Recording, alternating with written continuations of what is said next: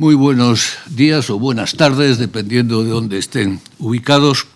Es un placer reanudar con el nuevo año un nuevo tema en este seminario que pretende reflexionar y pensar sobre el siglo XXI. Temas evidentemente no nos faltan. Abordamos hoy un tema que es un tema caliente, que lo ha estado durante todo el año pasado, quizás más que caliente, recalentado. Y no solo en España, sino también en medio mundo. Un tema proteico, difícil de capturar. Yo creo que este seminario será un poco una tormenta de ideas, porque no creo que pueda seguir un esquema cartesiano. Comenzaré con una anécdota personal, que es un revelador, un analizador, que decimos los sociólogos, ¿no? En el año 1996, hace ya tiempo, en el marco del Instituto Elcano, se me encargó una investigación sobre la imagen de España en el extranjero. Fue la primera que se hizo, una investigación bastante extensa y costosa también. Bueno, pues obtuvimos muchos datos muy interesantes y me quiero referir a dos que aluden a la cuestión actual, ¿no? Y que fue en buena medida sorpresa nuestra. En esa encuesta preguntábamos por un suceso histórico referido a España. Los entrevistados nos tenían que mencionar un suceso histórico que recordaran referido a España. En la mayoría de los países, y era lo que esperábamos, ese suceso histórico era evidentemente la guerra civil y la dictadura de Franco. Pero es aquí que en dos países aparecieron cosas que no sabíamos. En Holanda, ¿quién apareció? Pues por supuesto el Duque de Alba. El Duque de Alba forma parte de la conciencia colectiva y del imaginario colectivo, es el logro de ese país. Y en el Reino Unido la gran respuesta fue siempre The Armada, la armada mal llamada Invencible, ¿no?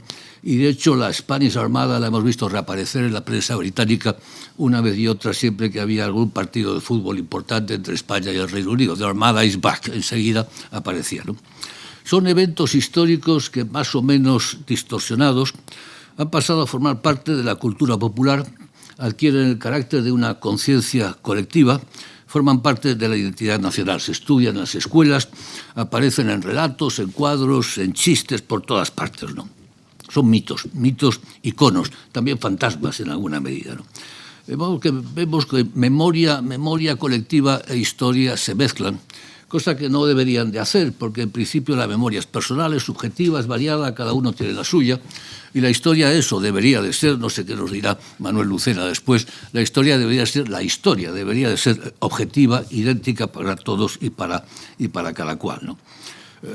El seminario viene a cuento de la pasión por la historia, una reciente pasión por la historia que se ha desatado en casi todo el Occidente, al parecer no en los países emergentes, que quizás porque ellos miran al futuro con ilusión y por lo tanto apuestan por el futuro y se desentienden del pasado. Por el contrario, en los países ya emergidos, los países tradicionales, esta pasión por la historia está teniendo un enorme éxito. En Europa lo vemos en el Brexit, que es en cierto modo recobrar la auténtica Reino Unido, lo vemos en el lepenismo en Francia, con los verdaderos alemanes y los verdaderos finlandeses, lo vemos en Polonia, lo vemos en Hungría, recobrar países auténticos frente a la impureza del presente y un regreso, por lo tanto, en cierto modo, al pasado, ¿no? Una idealización del pasado. En Estados Unidos funciona de otro modo, más bien es una demonización del pasado, ¿no? En todo el movimiento de cancelación, el movimiento woke despierta. Digamos que ya que no podemos arreglar el presente porque tenemos a Trump, pues intentemos arreglar el pasado. Y esto ha tenido impacto considerable tanto en América Latina como en España, que es a los que nos queremos dedicar esta mañana. En América Latina, con los temas de la conquista, el genocidio, la petición del presidente de México, Andrés Manuel López Obrador, de que España pida perdón, la misma pasión también por la pureza autóctona, en este caso la pureza indígena, frente a un mestizaje occidentalizador. Aquí se está lidiando un tema de fondo, y es si es América Latina un continente mestizo, es el resultado de un mestizaje, de una mezcla, o por el contrario es un continente violado, como decía Octavio Paz, la gran chingada, es un continente violado y que tiene que recobrar, por lo tanto, su pureza original anterior a esa gran chingada. Pero pedir perdón, España debe pedir perdón, debería pedir Francia perdón por las atrocidades de las tropas de Napoleón.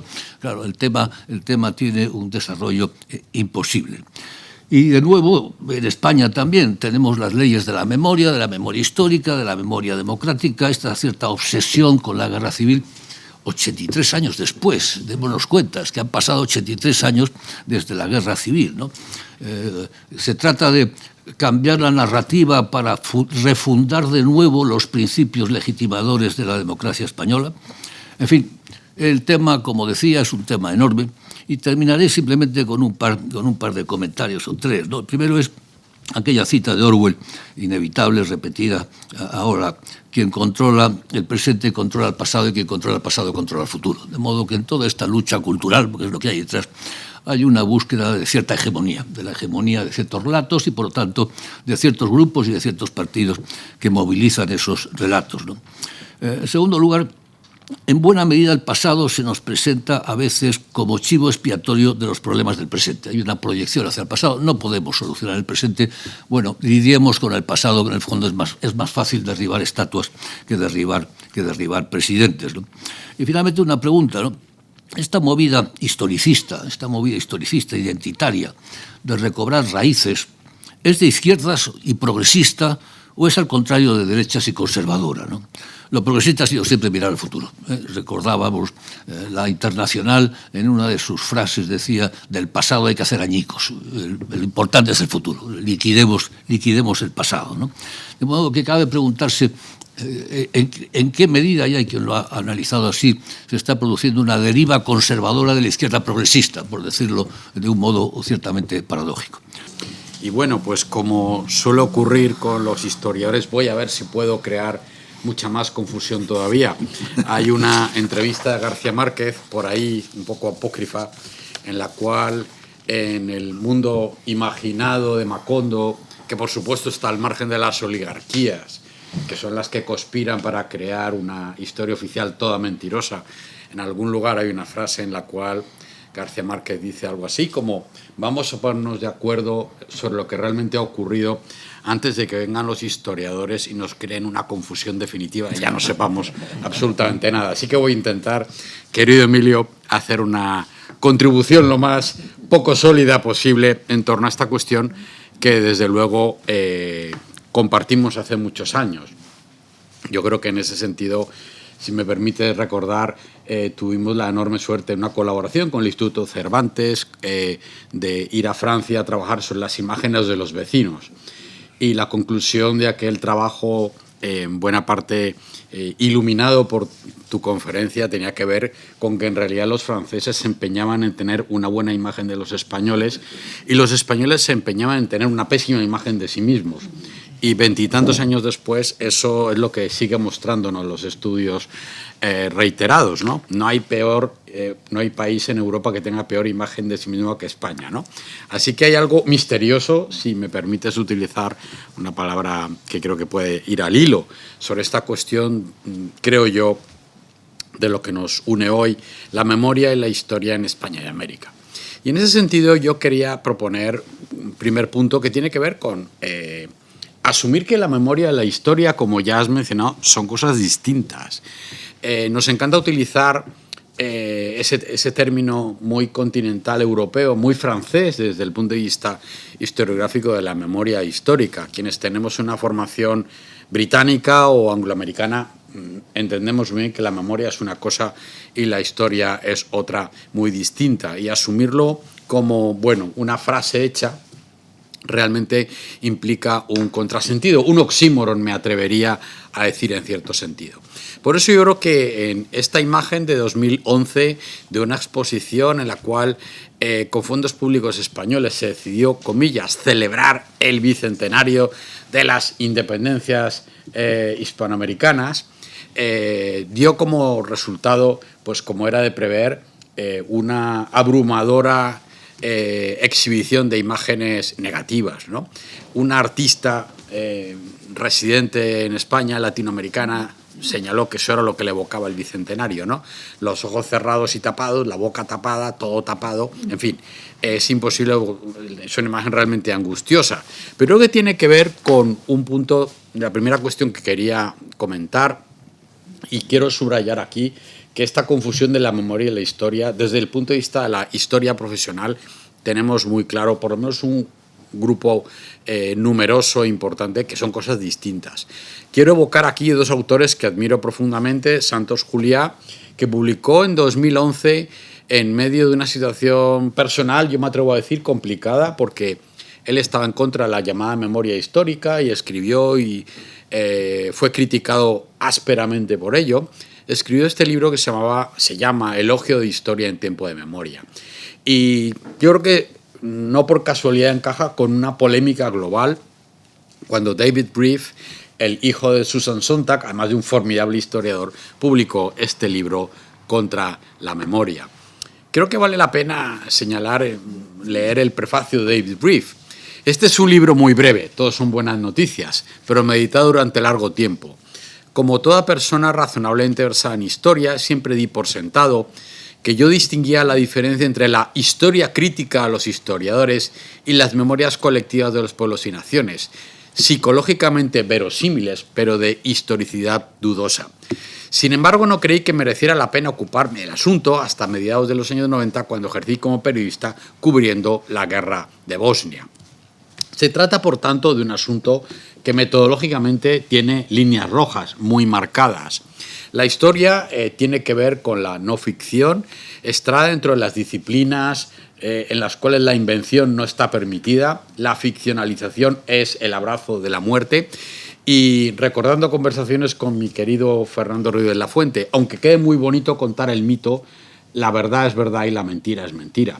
La historia y los historiadores en ese sentido constituimos una corporación de gente triste, abúlica, bastante intelectual y que suele dar malas noticias, porque las malas noticias tienen que ver con que, a pesar de que usted quiera mucho a su abuelo o a su tatarabuelo, en realidad no fue tan buena persona como se lo han contado. Usted puede elegir la ficción, a todos nos encantan las ficciones, es bonito vivir en el mundo de la imaginación, pero hay una línea roja que creo que tiene que ver con la diferencia entre lo que se imagina y lo que se inventa. Yo creo que un buen ejemplo para explicar esta cuestión tiene que ver con las famosas cartas de Napoleón. Hay una carta que le manda a Josefina después de la batalla de Austerlitz en 1806, en que más o menos le dice literalmente: en una semana espero llegar a casa, haz el favor de no limpiarte. Bueno, en esa carta bastante conocida podemos imaginar, porque tenemos una fuente, y ya sabemos que Napoleón era un cochino, mucho antes de invadir España, Emilio. Así que motivos añadidos. Bueno, podemos imaginar muchas cosas sobre la vida cuartelera, el desarrollo de su personalidad o aquello que, de acuerdo con la fuente, podamos inferir. Lo que no podemos es inventar. No podemos cruzar esa línea roja que yo creo que divide muy bien lo que es la memoria de lo que es la historia.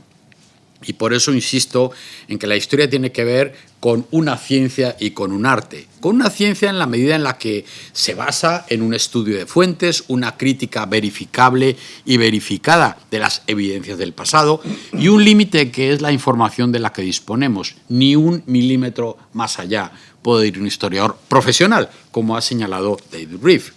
El arte es la narración.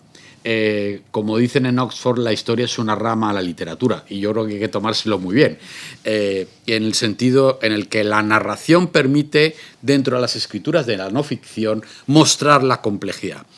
Como dice mi querido maestro John Eliot, cuanto mejor escriba un historiador, mejor historiador será, porque será capaz de entrar y de exponer a sus públicos la complejidad de aquello que es humano de manera más sofisticada. Por supuesto, esto va en contra de una tendencia continental que padeció mi generación, que es la de escribir cuanto peor mejor, porque escribir bien era cosa de los públicos burgueses, era una cosa que te hacía sospechosa y había que, eso lo conocéis algunos de vosotros, bueno, pues entrar en una poética desastrosa, que lo que ha hecho ha sido enajenar los públicos de la historia, porque nadie que leyera libros de historia en un cierto momento podía esperar que le iban a contar una historia, nunca mejor dicho, lo mejor contada posible. Yo creo que ese periodo ya pasó hace mucho tiempo y afortunadamente los historiadores hoy en español, no solamente en España, sino en el mundo hispánico, yo creo que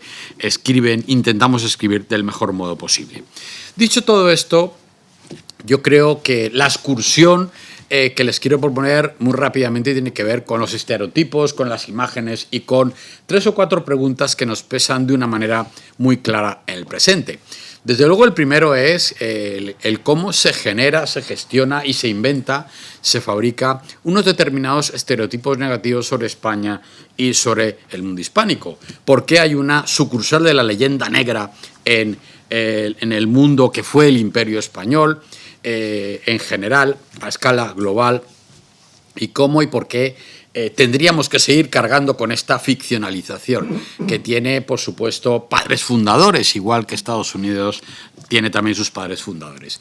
Esta idea yo creo que tiene que ver con una reconversión de todo el trasfondo de la leyenda negra antiespañola durante el siglo XIX, y yo creo que se resume muy bien esa imagen, ¿no? Somos modernos a regañadientes, somos barrocos, por decirlo de otra manera. El barroco es impuro, es mestizo, es urbano, es sospechoso, y en ese sentido también recuperamos una vieja fondo de la leyenda negra.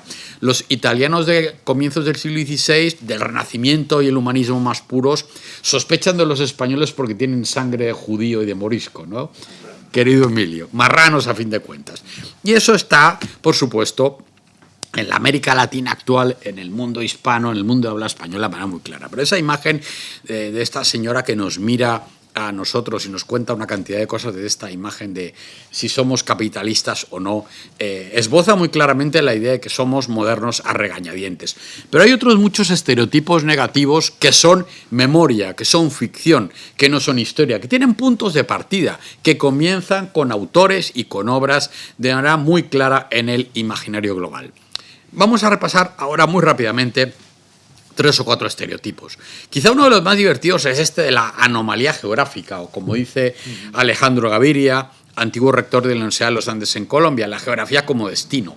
El mito de la naturaleza agresiva y determinista, nuestra incapacidad para gestionar la relación con la naturaleza. Esto tiene un padre fundador que es Alejandro de Humboldt, que es como saben perfectamente, un señor, un niño mal de familia bien, alemán, que se gasta el dinero de su abuela en lo que había que gastárselo, que es en viajar a los mundos exóticos y fundar el romanticismo y llegar a todos los sitios donde decía, inventándose como figura prometeica, heroica, emocional y fundando, en muy poco después, las autoimágenes que tienen las repúblicas hispanoamericanas independizadas desde 1820 de sí mismo.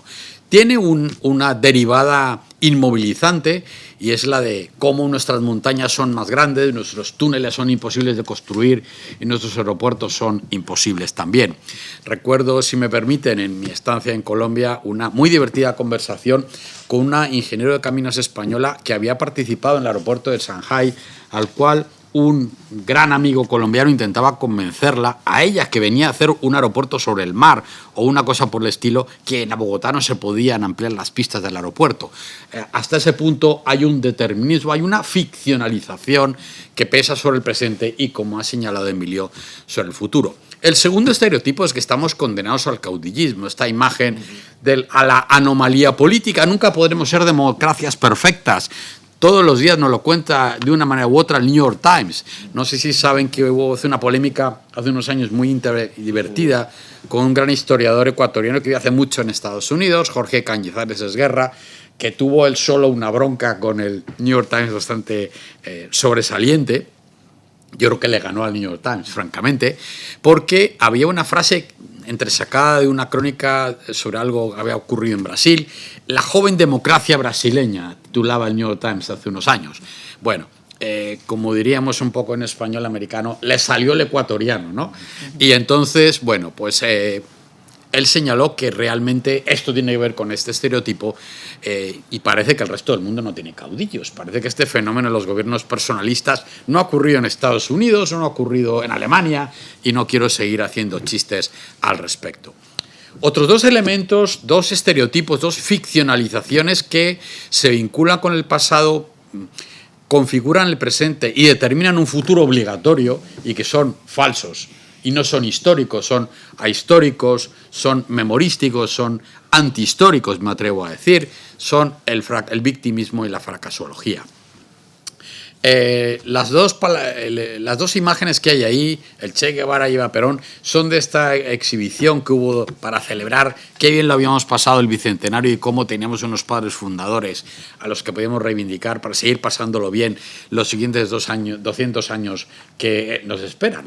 Bueno, más allá de lo chocante de las imágenes o lo fantásticas obras de arte que pueden ser, el victimismo tiene que ver con que la culpa siempre es de otro. Hay una delegación de responsabilidades. A ver a qué imperio le toca ahora echarle la culpa, ¿no?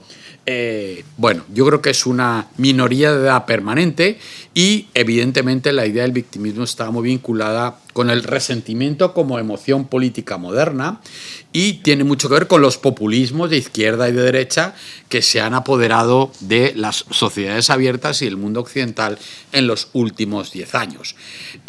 La fracasología tiene que ver a su vez con la leyenda negra y está muy vinculada con otro estereotipo que es el de la pornomiseria.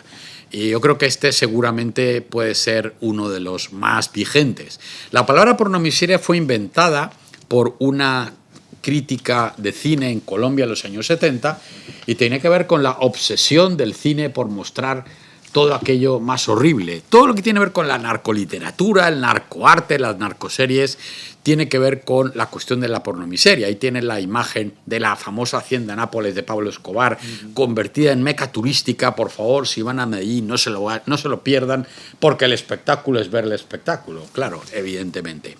Bueno, yo creo que la definición de Ilan Stavans, crítico cultural mexicano-estadounidense de la pornomiseria, es perfecta, ¿no?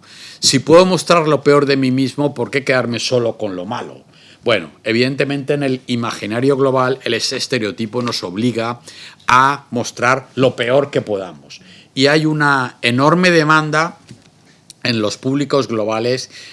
Pongo este ejemplo de la industria de las narcoseries o la narcoliteratura y lo que podríamos denominar como el síndrome de Sofía Vergara, como la obligación de la ficcionalización y del estereotipo.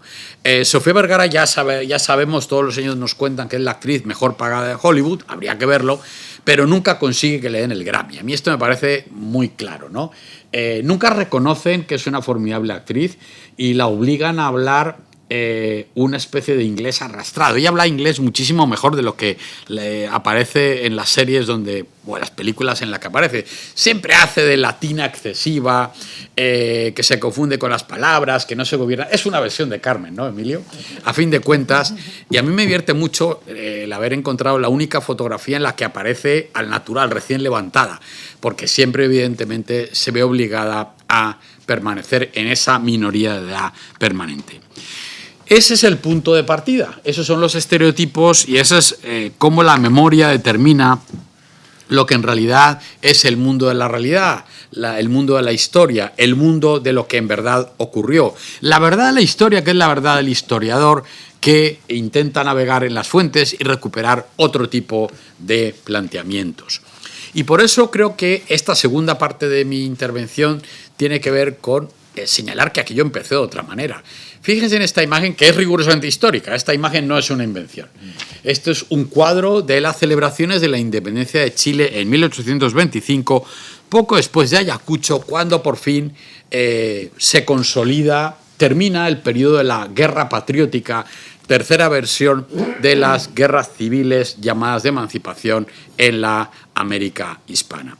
Hay celebración, hay una fundación republicana, hay un entorno de civilidad. Y por supuesto aquí quiero acudir a Salvador de Madariaga y has mencionado, Emilio, antes algunos beneméritos autores, entre ellos Octavio Paz.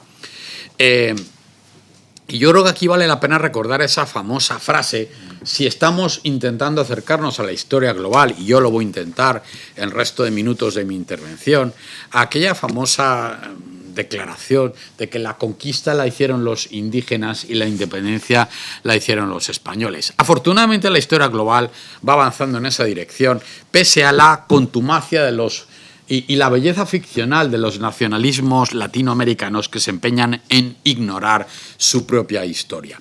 Por eso creo que aquí en este libro, Salvador de Madariaga, vale la pena recuperar esta frase, que se refiere a las élites que en una versión clásica de lo que ocurre en el siglo XIX se encuentran al mando de un Estado en 1825 y tienen que inventar la nación. Por decirlo de otra manera, ninguna comunidad política dentro del Imperio Español en 1808 tenía la menor intención de independizarse del Imperio Español. Entre 1808 y 1810 hay una guerra imperial contra Napoleón y contra Francia. Y los criollos americanos, las élites locales, si lo prefieren, los aristócratas, los patricios del siglo XIX, se van del Imperio Español porque sencillamente no pueden permitirse el lujo de un desequilibrio social y político como el que ha ocurrido en Haití. El experimento de la disolución del Imperio Español, que como bien señaló Felipe Fernández Armesto, se parece, si algo, se parece a la ruptura del Imperio Soviético en 1989, a la fragmentación, a una crisis en el centro que llega a la periferia y produce las independencias, creo yo que tiene mucho que ver con esta frase de Salvador de Madariaga. No se dieron cuenta de la parte que les tocaban los defectos del sistema que combatían, parte que hoy sabemos fue muy considerable. Dicho de otra manera, el Imperio Español había sido una monarquía compuesta o compacta, por asociación de élites. Por eso duró el Imperio Español. Todo el mundo cuenta cómo empieza y cómo termina, pero nadie explica por qué duró 300 o 400 años. Ya es hora de que empecemos a contar por qué se mantuvo tanto tiempo, ya lo que era tan injusto, irrisorio, etcétera, etcétera. Muy leídos sobre generalidades, pocos conocían bien la historia de su propia América. Eso podríamos llevarlo hasta hoy. ¿Cómo se ignoran las repúblicas americanas unas a las otras? Llama la atención. En vez de buscar el remedio a los males del sistema en la reforma, lo buscaron en su destrucción. Rasgo típicamente español de su carácter. Ahí nos resuena el Madariaga que acaba de padecer la guerra civil. Y en ese sentido, yo quisiera señalar también que hay una nueva historiografía que intenta entender las guerras de emancipación, las guerras de independencia, la ruptura del Imperio Español, seguramente más que como batallas, como pactos, como negociaciones internas en las cuales se nos muestra que los gritos, los motines, las forzadas historias de las mitologías nacionales en realidad no ocurrieron de esa manera. Acaba de celebrarse el bicentenario de la independencia de Panamá, y la independencia de Panamá nos acaba de contar Alfredo Castillero, tras una maravillosa investigación apoyada por el gobierno de Panamá, que en realidad fue, bueno, un salvar los muebles, para entendernos. Fue, bueno, más allá de 3 o 4 extremistas de lado y lado, fue un intento de renegociar una negociación que era inevitable con la España del trienio liberal. Fue mucho más un pacto, desde luego, que un hecho militar. Eso no puedes conocer que ciertamente desde 1815 y 16 las guerras primero cívicas, guerras entre ciudades, y luego las guerras civiles, guerras ya étnicas, ahí Bolívar comete el pecado contra la humanidad de convertir guerras entre ciudades en guerras civiles, con aquello de españoles y canarios o conmigo o contra mí. El color de la piel va a contar en la adscripción política, y esto se va a convertir en otra cosa, y se convierte en otra cosa tristemente. Deriva luego en guerras con estados mayores que forman el punto de partida de las guerras de emancipación y, finalmente, de las repúblicas independientes. Y yo quiero señalar aquí que hay un padre fundador de los estereotipos, que es Alexis de Tocqueville. Cuando él descubre, por un lado, en la América del Norte, en los Estados Unidos, la sociedad de masas, la democracia potencial, el mundo del futuro, también crea un antiestereotipo, que es el de las repúblicas americanas que parecen ser condenadas al desorden, a la ficcionalización y al fracaso. La fracasología fue inventada por Tocqueville como figura fundacional a la cual los padres fundadores hispanoamericanos acuden para decir qué es lo que hay que hacer y cómo estamos obligados a comenzar siempre desde una idea de revolución. Pero hay que señalar que esto tiene consecuencias en la realidad. Esto no es solo un cuento o un mito. Ya en 1827 hay un decreto de expulsión de los españoles de México que resuena y recuerda con perdón, disparates políticos que puede decir el presidente de México actual. Esto tiene consecuencias. Mientras España no reconozca, exprese solemnemente la independencia de la República, bueno, en 1827 ya se expulsa a los españoles de México y son hechos que tienen que ver con la fuerza de los mitos en la acción política. ¿Quiénes fueron estos españoles de México expulsados en 1827? Pues a mí me parece muy importante esta imagen, que esto se ha estudiado mucho. Bueno, pues eran gente que había emigrado, que no eran grandes capitalistas, dueños de la revolución industrial, que no eran grandes industriales, eran gente que literalmente había cruzado el Atlántico, buena parte de ellos comerciantes o tenderos, como pueden observar en esta imagen, o gente que se dedicaba a las ocupaciones marinas. Gente que formaría parte de las clases medias urbanas, de los artesanos y, por supuesto, un número relativamente pequeño de sacerdotes. Hay que decir que ya en 1836, contra otra cosa se repite hasta la saciedad, 1836 ya España tiene relaciones diplomáticas con México. Es el primer país con el cual se establecen unas relaciones diplomáticas permanentes. Curiosamente, uno de los últimos países es Colombia, 1881-82, aunque hay que decir que ahí hay una operación cultural interesante. Primero hay una academia de la lengua y luego hay relaciones diplomáticas, en el caso de Colombia. ¿Cuál es la conciencia contemporánea del siglo XIX de esta serie de estereotipos y cómo se gestiona la herencia hispana por parte de las repúblicas independientes?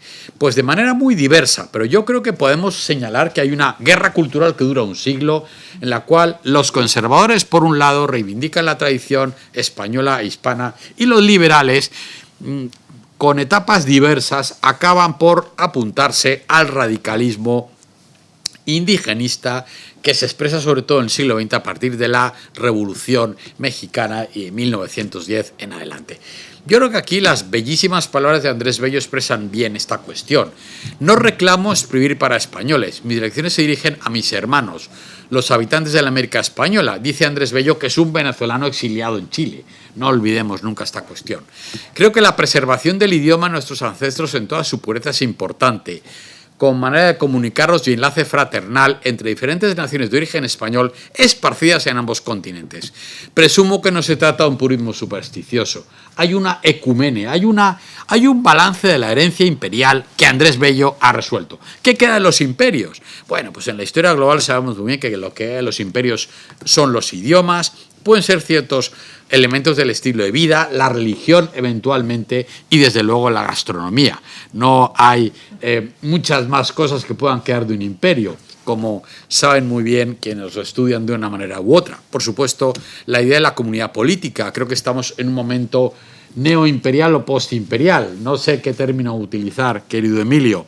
Desde luego hay que decir que China viene de una experiencia imperial, igual que Irán y por supuesto Estados Unidos, si nos ponemos a intentar entender el momento de 2022. Todo esto lo ve ya muy claramente Andrés Bello, y esa segunda mitad del 19 bellísima en la cual, bueno, pues un radical liberal como Emilio Castelar publica en todos los periódicos hispanoamericanos, es un tribuno del mundo atlántico. Es verdad que hay liberales radicales que consideran parte de su cursus honorum venir a España a comprobar qué atrasada está España. Seguramente el chileno Francisco Bilbao es uno de ellos cuando, bueno, literalmente visita España para comprobar que todo es atraso aquí, ¿no? Es una visión romántica compartida con los viajeros franceses. Pienso en Mérimée, que como sabéis muy bien se lleva un disgusto enorme cuando ve un ferrocarril entre Madrid y Aranjuez en la década de 1850 y dice que España ya será igual que Francia, por lo tanto ha dejado de interesarle. Hay en esa guerra cultural, esa definición, esa reflexión sobre lo que es la relación con España, hay momentos muy importantes. 1892, el cuarto centenario, creo que es una operación absolutamente exitosa por parte español, y desde luego 1898, en que la derrota ante Estados Unidos supone un rearme de las relaciones con España y me atrevo a decir también un momento fundamental de la modernización cultural española. Ahí está Rubén Darío, está la versión de un nacionalismo liberal y, por supuesto, conservador, que no se define a partir de la obligación del antihispanismo.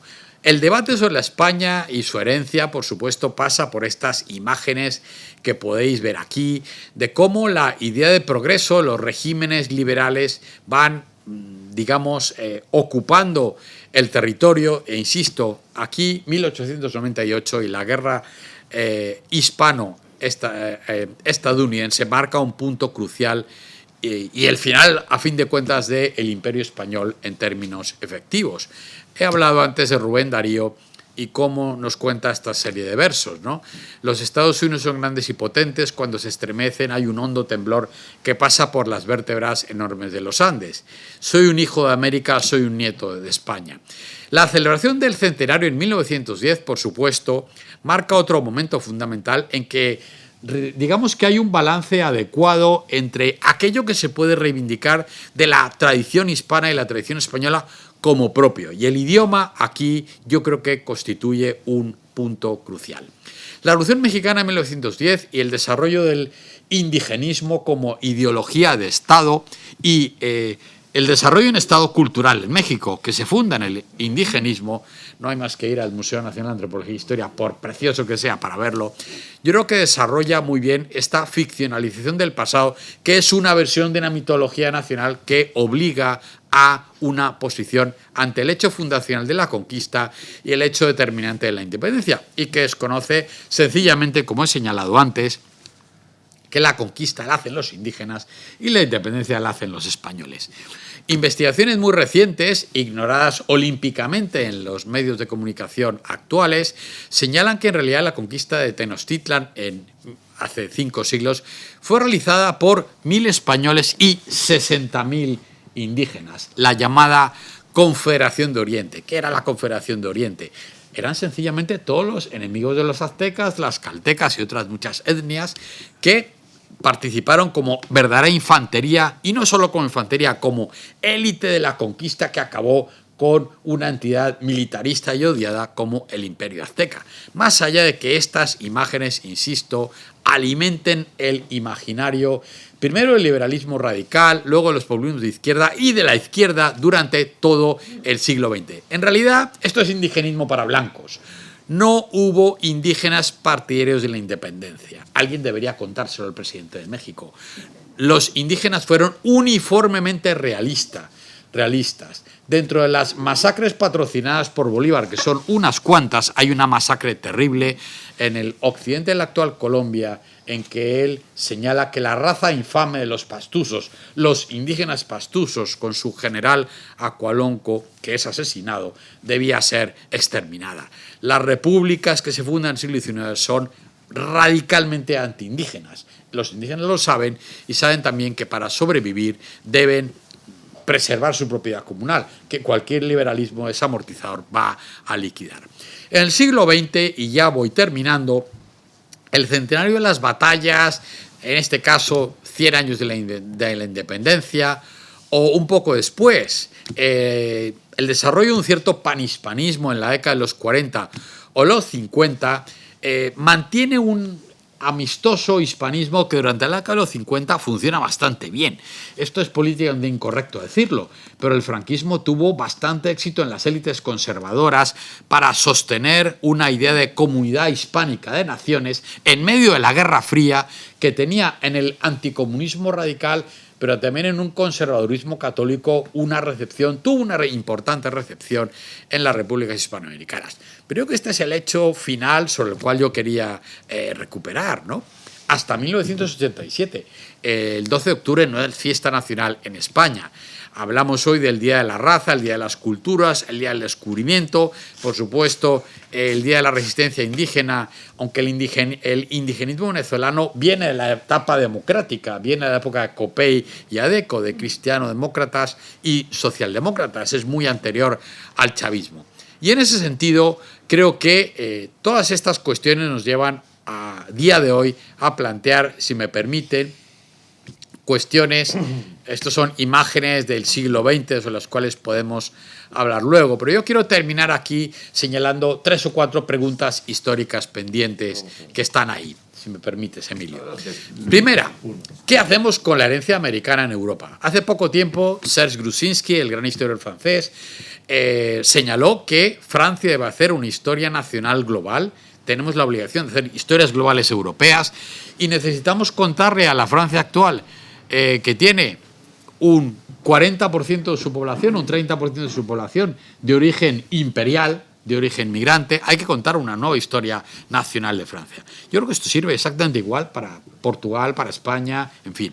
Tenemos que hacer una historia global de España que explique que en realidad la España actual es uno de los 22 fragmentos de ese imperio español y tenemos que contarla, en vez de esconderla debajo de la mesa porque quema, tendencia natural de cualquier político cortoplacista, con independencia de su tendencia política, tenemos que imperializar en el mejor sentido y tenemos que globalizar nuestra propia historia. Me gusta mucho recordar que cuando el Palacio Real se establece en el siglo XVIII, Atahualpa iba a estar en una de sus esquinas, ¿no? Y ahí están las figuras fundacionales, Moctezuma y Atahualpa, como parte de una idea americana, atlántica de la nación española que Fernando VI y Felipe V quieren establecer. Ellos lo tuvieron clarísimo, que había una vertiente atlántica y global de la historia de España. Segunda cuestión pendiente. ¿Dónde están los americanos en la guerra de independencia, ¿no? Esto es muy divertido también, esto de contar que el pueblo español se levanta contra Napoleón en 1808, el pueblo español y el pueblo español americano. Esta imagen creo que lo explica muy bien. Había un teniente coronel en la primera derrota de Napoleón en campo abierto ante un ejército profesional, reglado, oficial, que es la batalla de Bailén, por eso es tan importante Bailén, y ese teniente coronel se llamaba José de San Martín, qué casualidad. 2 años después, aunque la historia nacional argentina lo cuente por una especie de caída del caballo como San Pablo, bueno, José de San Martín se fue corriendo de Cádiz porque sabía que lo iban a fusilar los franceses sin la menor duda. O en el mejor de los casos iba a formar parte del contingente de militares españoles enviados, confinados en el norte de Francia. Hablamos de 40.000 hombres, no estamos hablando de ninguna broma, y por eso, obviamente, José de Napoleón, el segundo antes de que Cádiz cayera en manos francesas, que era lo que iba a ocurrir, se escapó y luego empieza su propia trayectoria. Tercer punto. Yo creo que las narrativas nacionales no tienen por qué ser nacionalistas. Hay multiplicidad de naciones en la monarquía compuesta o compacta española y, evidentemente, el nacionalismo no es una religión política obligatoria. Hay muchas maneras de construir comunidades políticas. Y esta cuestión yo creo que es importante. No nos tenemos... Ser español no implica ser anti-italiano porque Roma conquistó España en la época de Viriato. Yo creo que ya es hora de actualizar esta cuestión. Y la última imagen. Seguramente deberíamos plantearnos, recupero la idea de la historia global, que estamos ya en un mundo posnacional, un mundo en que la nación-estado con sus obligaciones identitarias está en transición, más allá de la enorme importancia y, bueno, esta es una materia de debate, seguramente estamos en una transición hacia un mundo más bien de ciudades en red. A mí esto me recuerda el mundo barroco, el mundo westfaliano seguramente, Emilio. Un mundo en el cual lo importante es dónde nos incorporamos, dónde está la estación más cercana del metro global en el cual podemos incorporarnos a la globalización. Y esto puede coincidir o puede no coincidir con las muy variables geografías que los estados-nación nos han legado. Puede que la capital sea el mejor lugar o puede que no lo sea. En cualquier caso, el peso del pasado no puede determinar el futuro que vamos a construir. Y sin duda, la primacía europea a la hora de construir la globalización o la falta de primacía de China, si queremos ir a otra pregunta típica de la historia global, no tiene por qué obligarnos a vivir una ficcionalización basada en el siglo XIX, sino más bien un inventario honesto de los recursos de experiencia que debería ayudarnos al menos a mirar hacia el futuro con esperanza. Muchísimas gracias. Más que regresar a España, por mi experiencia en México, quería empezar Adelante. con América Latina. Manuel ha hecho una exposición fantástica sobre la historia. Yo no soy experta en historia, pero sí he vivido y he conocido la realidad allá. cómo se traduce todo esto, lo que hemos visto en la vida cotidiana y en la política. Y yo quiero comenzar con una anécdota, como tú, Emilio, hablabas del año 96, a mí me sucedió en 97, en Zacatecas, que es una maravillosa ciudad colonial del centro de México, donde se celebraba el primer Congreso Internacional de la Lengua Española. El día de la inauguración las calles estaban atiborradas de gente, había banderas de España colgadas de todos los balcones, parecía la fiesta mayor de un pueblo castellano.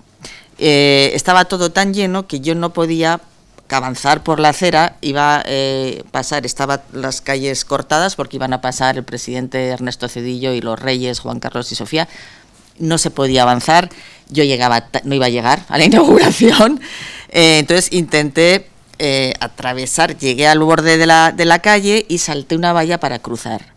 Llevaba pues mi identificación de periodista y se me tiraron encima unos tipos como armarios que eran del Estado Mayor Presidencial.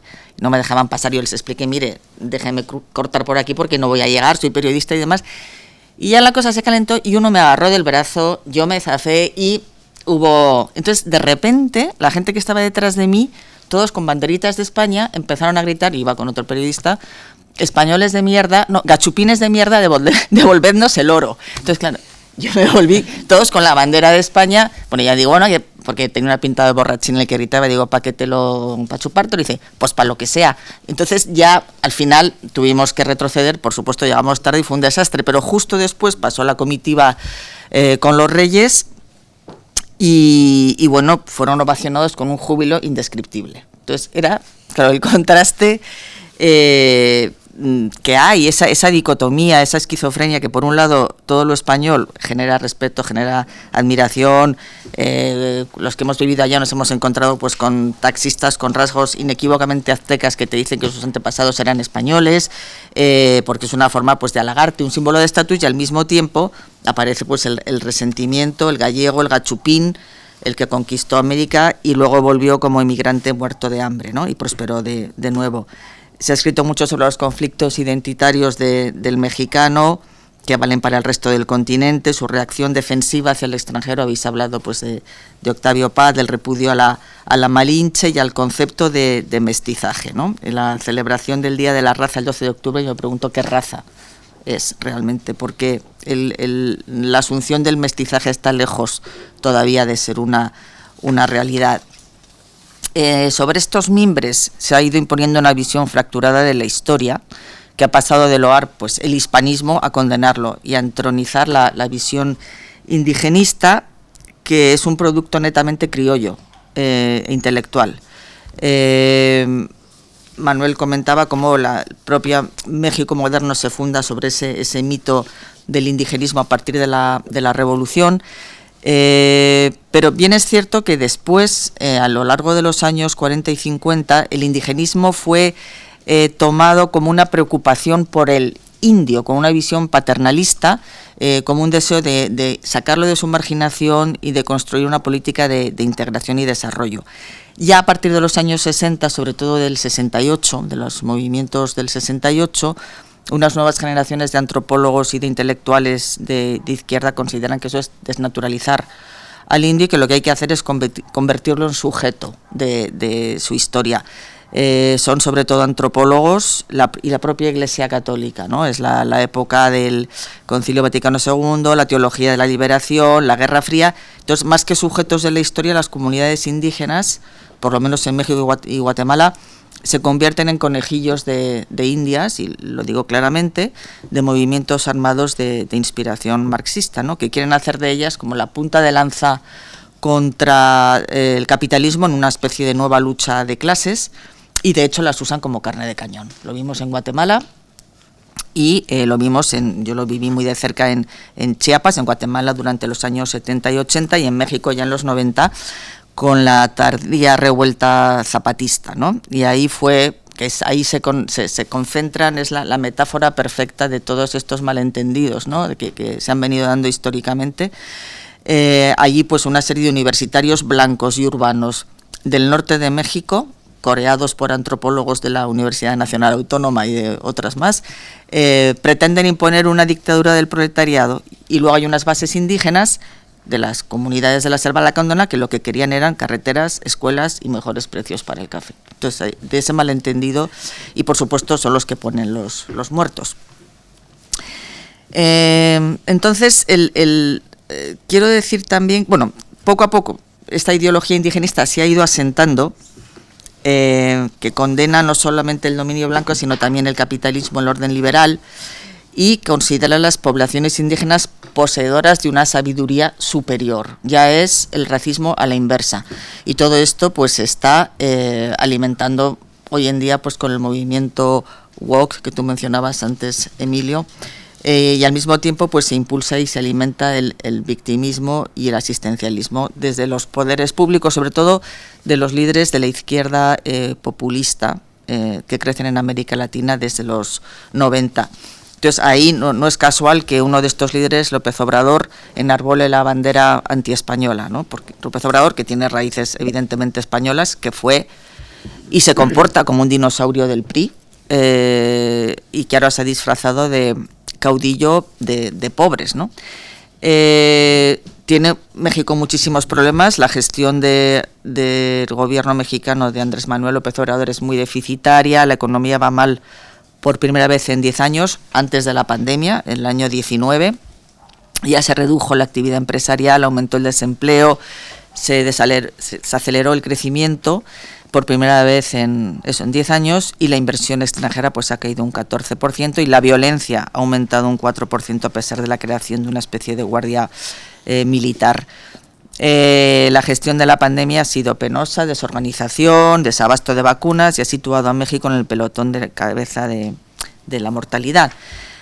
A pesar de todo ello, es un personaje popular, goza de un índice de aprobación altísimo, como en torno al 65% según las encuestas, pero sobre todo en zonas rurales, en sectores desfavorecidos.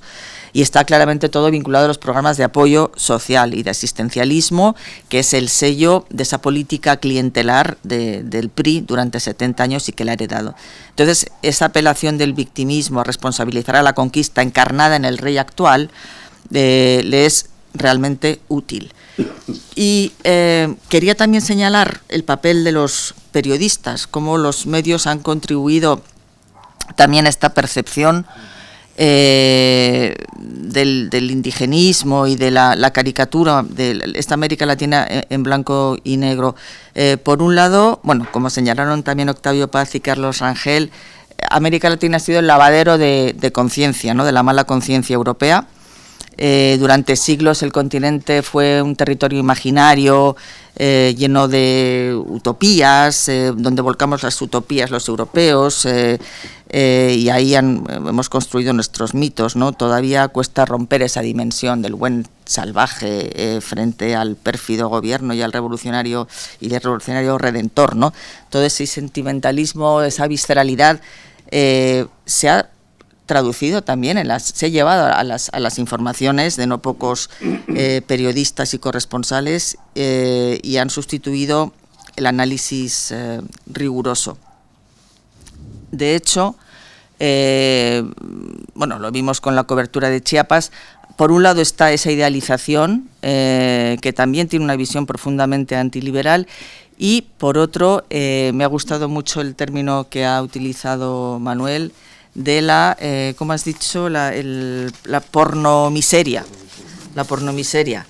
Eso ha sido una pelea constante que yo he visto en mis años allá en México, y lo sigo viendo, ¿no?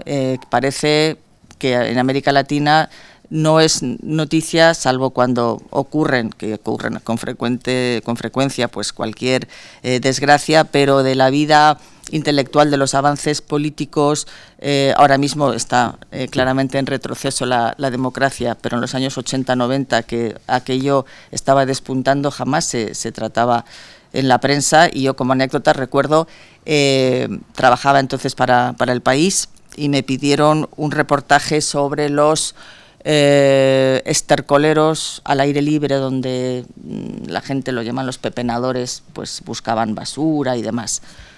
Entonces, porque habían leído algo en Madrid sobre eso. Entonces, en fin, yo estuve mirando, hablé con el gobierno del Distrito Federal, y ¿cuál fue mi sorpresa? Me acompañaba un fotógrafo que ya no había estercoleros al aire libre. Los pepenadores, que eran efectivamente las personas que iban con sus camiones recogiendo la basura y separando la mano, estaban todos sindicalizados bajo el PRI y manejaban ellos mismos fábricas de reconversión de desechos. Entonces ahí llegabas, ahí eran una mafia, como todo lo del PRI, pero estaban perfectamente organizados y te enseñaban, pues mira, de aquí fabricamos estas corbatas y de aquí. Era espectacular. Cuando intenté escribir sobre eso me dijeron que ya no les interesaba. Años después, en El País Semanal veo un reportaje de Sebastião Salgado sobre, no me acuerdo ahora cómo se titulaba, que era pues unas fotografías de basura al aire libre, buitres y niños en México. Digo, ¿pero esto qué es? Debía ser un reducto que quedaba ni siquiera en la Ciudad de México, era en el Estado de México, en Nezahualcóyotl, una zona muy pobre. O sea, habían tenido que buscar, pero con ganas, para encontrarlo. Y fue el gran reportaje del País Semanal para reflejar lo que era la Ciudad de México. Entonces, con esto quiero decir que la responsabilidad de los periodistas en esta mistificación del continente ha sido y es enorme. Voy a empezar por algunas cuestiones que han señalado. Voy a hacer un comentario a lo que se ha dicho más o menos, ¿no?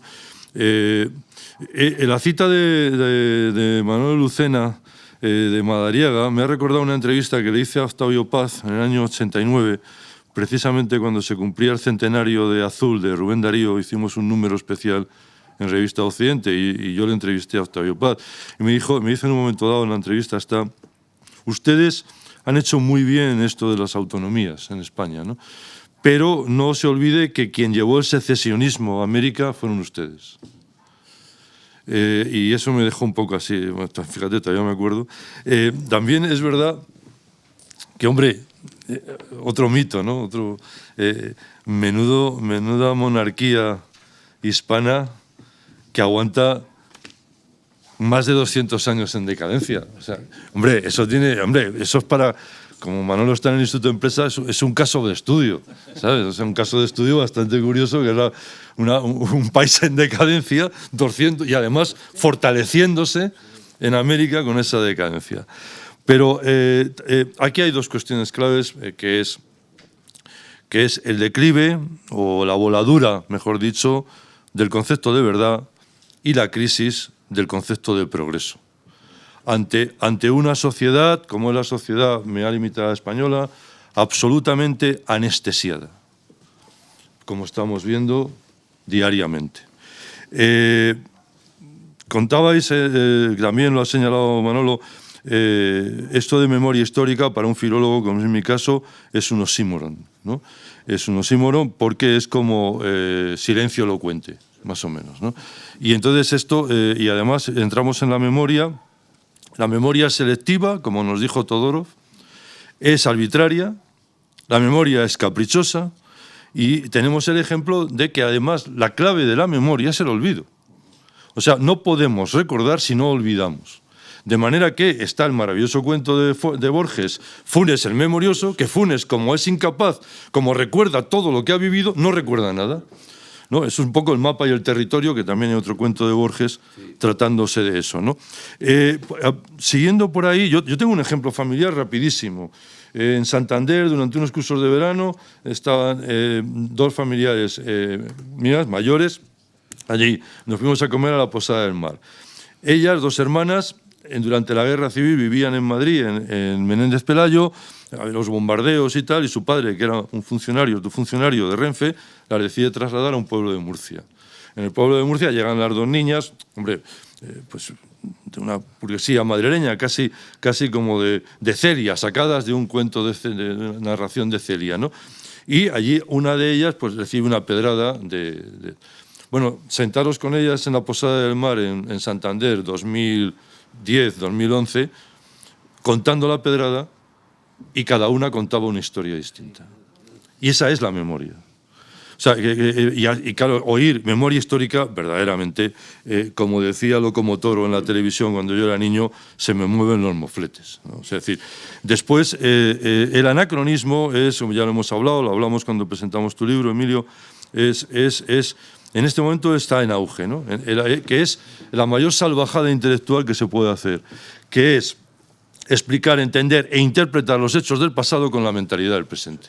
Esto es una canallada intelectual que se repite constantemente. Pero hay otros ejemplos. Claro, yo con la memoria me muevo más como historiador de la literatura y dedicándome más a la literatura, porque la memoria, frecuentemente, la geografía de la memoria es la materia de la que están hechos los sueños literarios, ¿no? Y la verdad es que lo que somos memoria. Y hablaba del concepto de la voladura del concepto de verdad. Y hace unas horas hemos tenido a un expresidente del gobierno que ha dicho algo fascinante. Fascinante. O sea, como este país está anestesiado, pues ¿qué lo vamos a hacer? Ahora que no estoy en el gobierno voy a decir la verdad. Esto pasa en la historia. Pero tiene que pasar. O sea, no podemos pasar inadvertidos con esto. Ahora que estoy en el gobierno voy a decir la verdad. Pues oye, estamos bien con los gobiernos. Es una sociedad mestiza, y quiero señalar algunas de las cuestiones para volver también a la situación. Atravesamos un momento muy grave de involución.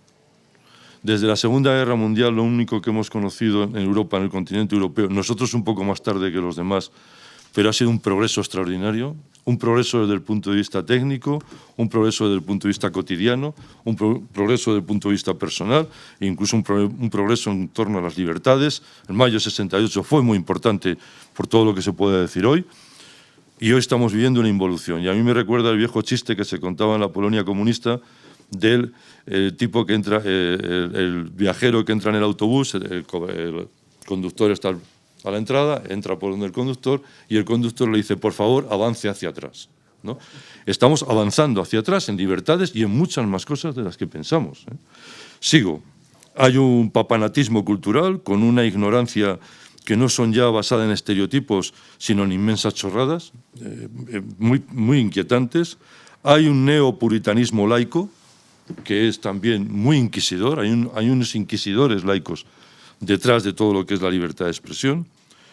Hay un acoso a lo íntimo, no solamente en una sociedad muy policial, pero una sociedad policial que ya no viene, o sea, la clave en este momento, luego hablaré de la censura, hay un acoso, como digo, a lo íntimo, hay una evidente amenaza a la libertad de expresión, con prohibiciones implícitas, que conlleva algo verdaderamente inédito en las sociedades europeas recientes, que es la autocensura, el miedo a ser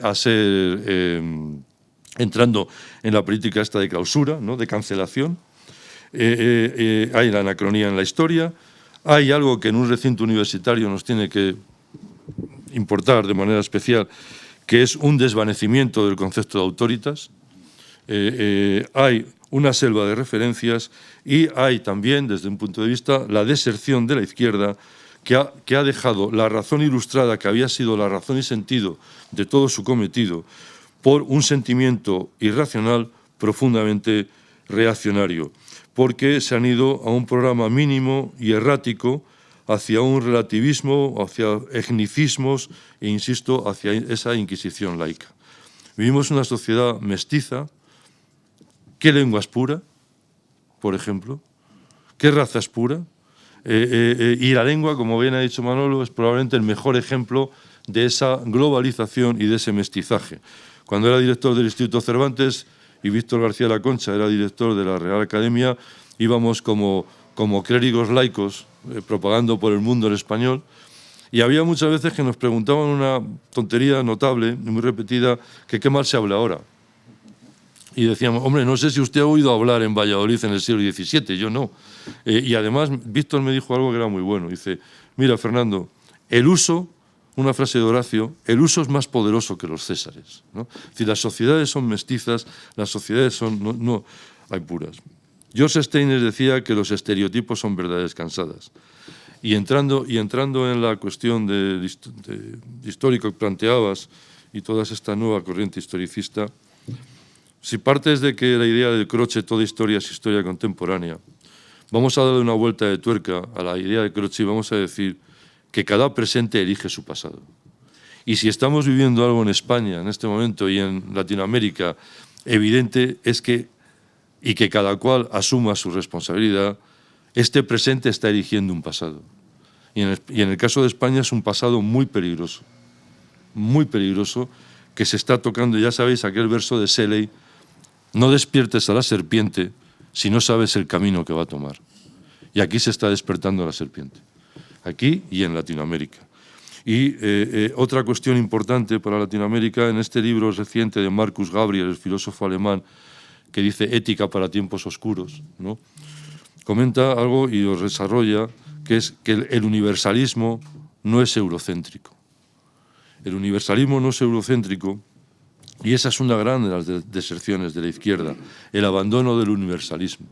Y podríamos ver que incluso cristianos, islámicos, judíos, budistas, sintoístas, ante una cuestión universal como puede ser la pena de muerte, podemos estar todos de acuerdo.